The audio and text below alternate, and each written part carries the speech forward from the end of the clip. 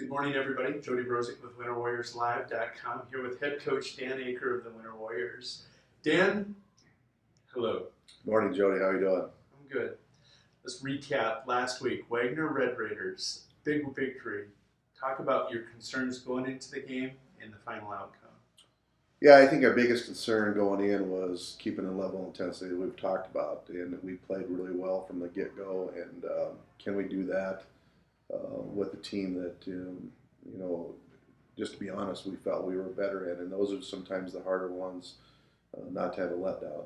And we did that against Weston Springs, and really felt that that was a key going into Wagner. And we went off to a nice start. I think I talked going into Wagner that I was impressed with them.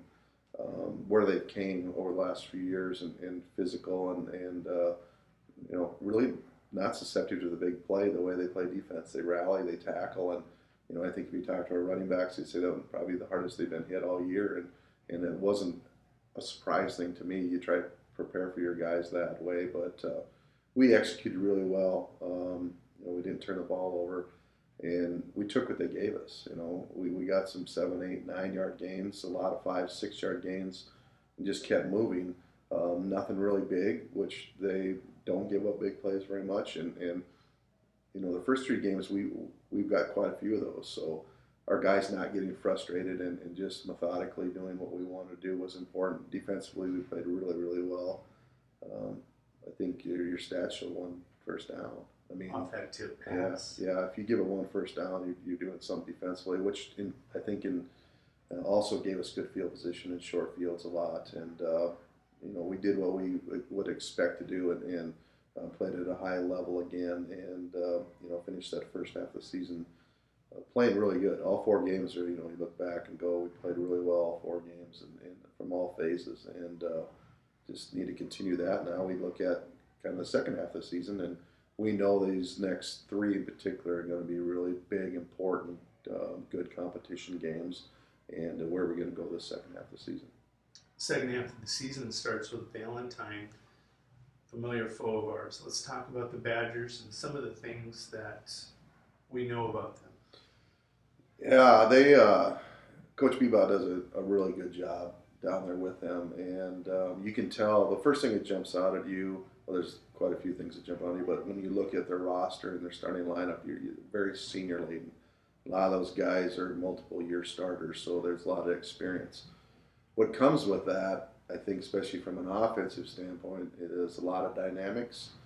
They're running a lot of stuff, a lot of formations. They're shifting a ton.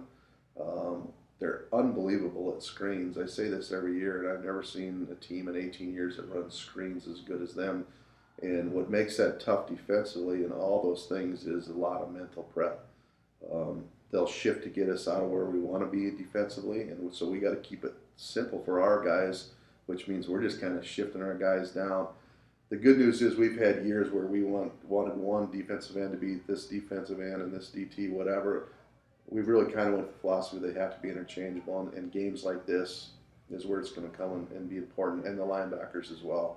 So they may not be playing their designated Sam linebacker tonight on some of those shifts, but it's still they're playing linebacker and know what they're doing.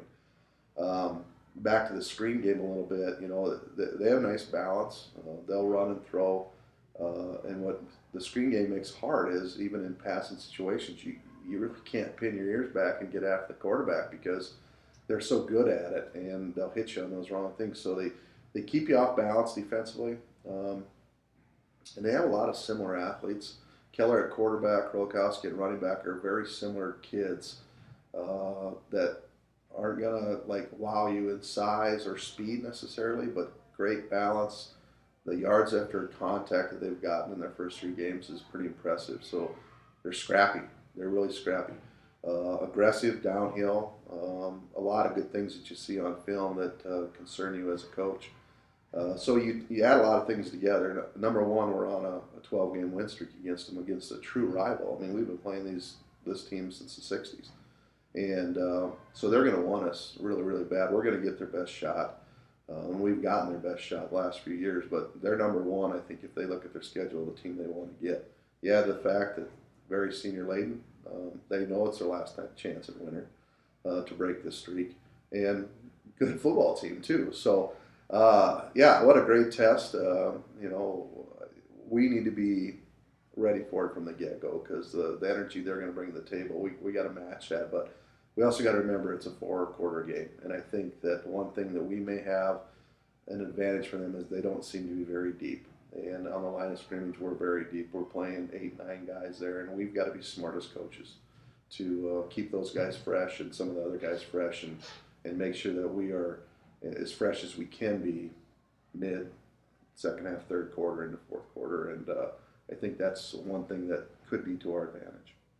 Let's talk about the sub-varsity and the player development that you've seen this year. Talk about it's really a thin schedule at this point, but talk about what you're seeing from them. Yeah, and I give credit to our JV went and played Valentine on Monday, and we were a little concerned, or I was as a head coach, because we're holding out 21 kids off JV because we're so young up front, and some of those kids may not start, but they're so important rotation. We're not playing in JV, and then I look at Valentine's schedule, our roster, and going, holy cow, they're going to be playing most of their juniors, all their sophomores, and all their freshmen. And we're sending mostly, we got a couple juniors and a couple sophomores and mostly freshmen, but they played really well. We handled Valentine down there on Monday, and it's great. It's a two-way street, I think. We're getting some of those younger guys a lot of sub-varsity time, and they've been able to get in some varsity time as well. But the reverse of that is I think we got a couple maybe that are playing varsity that we'd like to get more time, but injuries are always such a concern. You don't, but I really give them the credit, and I think what stood out to me the most with our sub-varsity is our scout teams all year. They look great this week, and I hope it wasn't because our varsity wasn't looking very great. We didn't have that great a week of practice up until the last 2 days. But what a look they've been giving us, and we're seeing it's just making us better, making everybody better up front. I think guys like Jackson Hansen and Joey Cole, Ethan Bartles in particular, on the defensive look, those guys give us are some of the better looks we've had in the 18 years I've been here. So it all works together. It all makes each individual better, and it makes us better as a team. And I think it gives that JV confidence when they get out there and step against some of these other junior varsity teams. And they played well. Weston got us 2 weeks ago, 14-12, in a great game. Yeah, and there was things that they could have did different and mistakes they did, and they'll learn from that too. But they're gaining confidence too, and a lot of that comes from practice. I think it really does, because they're not intimidated by anybody anymore because of what they have to do in practice. So I've been really happy with all levels this year, and the depth we're creating too, not only this year but future years is looking very promising. And but it starts with numbers. I said that in our first interview. We have 48 out. That's as good as 11B in South Dakota. And when you have that, good things can happen.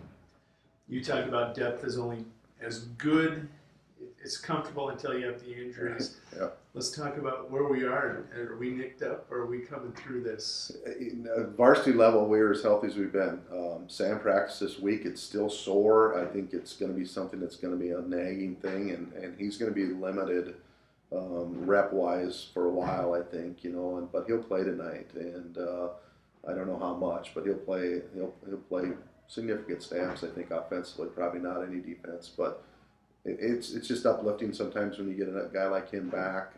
And as I said, the last 3 weeks, Evans did a tremendous job, and Caden really looked good against Wagner. So now we've got rotation in our backfield.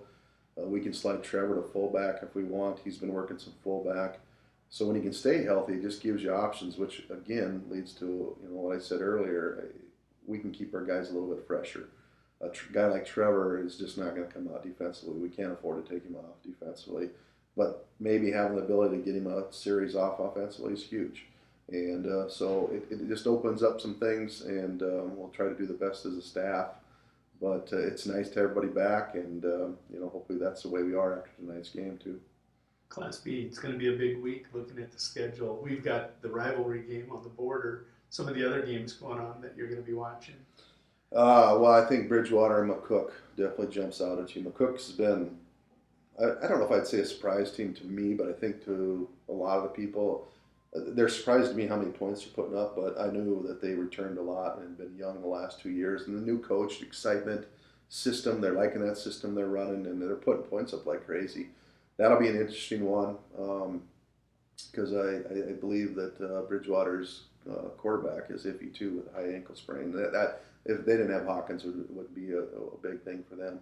And then I think MVP Chamberlain will be an interesting game too. Just the size that Chamberlain can bring to the table makes anybody nervous. But I think MVP maybe gained some confidence after last week, even though they lost that game. Maybe found out a little bit more about themselves. So those two, I think, in 11B will be the interesting one. I think the one up north, Redfield Webster, and you can't really go by scores, but sometimes you can kind of see how tight they are and where teams are at. But things are kind of taking shape a little bit. But then if you look at that playoffs, and it's all over with the new system, it just bounces everywhere, and you can't predict where anybody's going to be. Some people like to get into that a lot. I got a couple assistant coaches too, and I'm like, we can control one thing. That's us. And we play each week. Be ready for that game. Everything else doesn't matter. It's entertainment. It is entertainment. It is, but obviously my focus and our focus needs to be on our 48 guys and what are we doing each Friday night, and that's what it's going to be with this interstate rival tonight. Good luck tonight, Dan. Thanks, Jody.